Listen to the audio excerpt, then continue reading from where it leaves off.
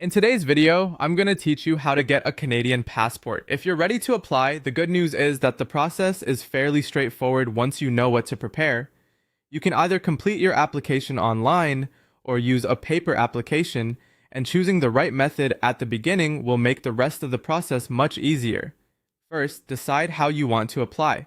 If you prefer a digital process, you can use the official Government of Canada passport application portal online. This is a convenient option if you want to complete everything electronically and follow the instructions directly on the government website. If you'd rather apply on paper, download and print the correct passport form for your situation.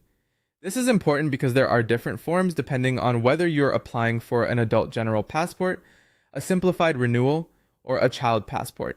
Taking a moment to choose the correct form can help you avoid delays later.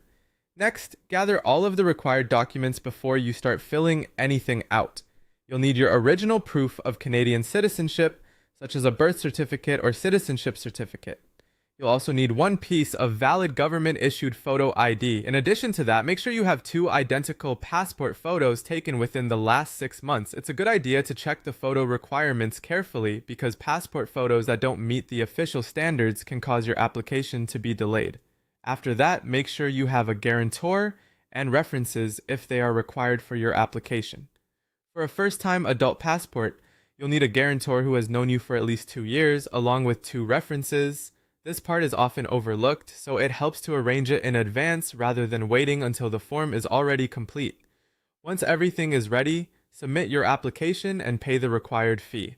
If you want to apply in person, you can bring your application to a Service Canada Centre or a dedicated passport office.